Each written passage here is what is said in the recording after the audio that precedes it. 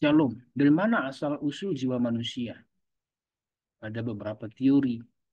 Video sebelumnya sudah saya sampaikan bahwa teori pertama, pre-eksistensialis, yang mengatakan bahwa jiwa manusia itu sebenarnya sudah ada sebelum masuk ke dalam tubuh jiwa yang adalah malaikat atau seperti malaikat. Kali ini kita akan melihat teori yang kedua, asal-usul jiwa manusia. Teori ini disebut teori kreasionis, kreasionisme jiwa. Kreasionis sebenarnya teori ini banyak dipegang oleh ahli, banyak dipegang oleh ahli. Kenapa? Karena dasarnya adalah memang kepercayaan historis Kristen yang mula-mula bahwa penciptaan segala yang ada itu ex nihilo, dari kata Latin ex nihilo.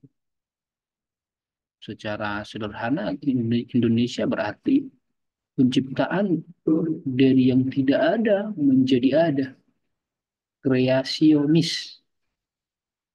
Kepercayaan Kristen meyakini bahwa seluruh alam semesta ini memang dulunya nggak ada.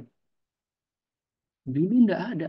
Ada suatu masa di mana yang ada hanya si yang ada itu. Yang ada hanya Tuhan Allah. Hingga kemudian Tuhan Allah mengadakannya. Bereshit bara Elohim. Itu yang minimal kita bisa hafal di Kejadian pasal 1 ayat 1. Bereshit bara Elohim. Et hasana yempet hares. Pada mulanya Tuhan Allah menciptakan alam semesta. Dari yang tidak ada menjadi ada. Dari paham inilah, dari keyakinan inilah diturunkan teori kreasionisme jiwa. Apabila ternyata alam semesta ini ada dari yang tidak ada sebelumnya, maka sebenarnya jiwa pun begitu. Jiwa manusia pun begitu. Diciptakan Tuhan dari yang sebelumnya tidak ada, lalu ada. Secara langsung diciptakannya. Ya, bagaimana alam ini diciptakannya secara langsung. Tidak melalui proses evolusi. Tidak melalui proses apapun itu. Langsung ada. Itulah yang dipahami oleh kelompok ini. Tuhan pun menciptakan jiwa seperti Tuhan menciptakan alam semesta. Dari yang sebelumnya tidak ada menjadi ada. Setiap individu, setiap jiwa, Tuhan yang menciptakan langsung.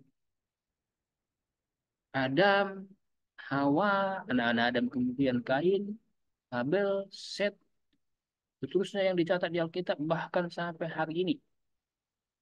Teori kreasionisme meyakini bahwa setiap jiwa sekarang sudah berapa banyak jiwa itu adalah ciptaan langsung oleh Tuhan masing-masing secara individu. Yang diturunkan dari ayah ibu hanya tubuh fisiknya aja, sementara jiwanya itu langsung dari Tuhan. Saudara pendengar video ini mungkin memahami hal yang sama seperti yang dipahami kelompok ini.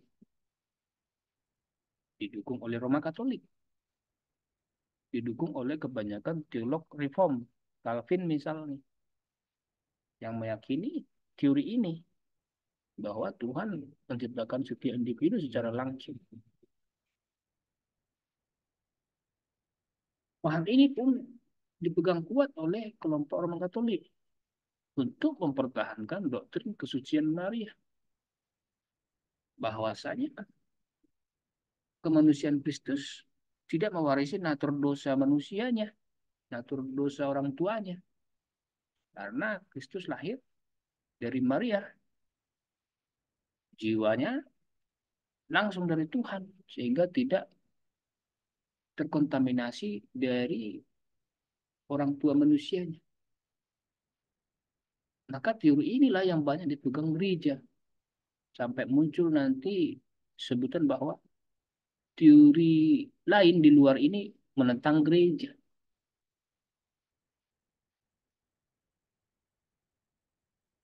Namun, coba kita pikirkan lagi.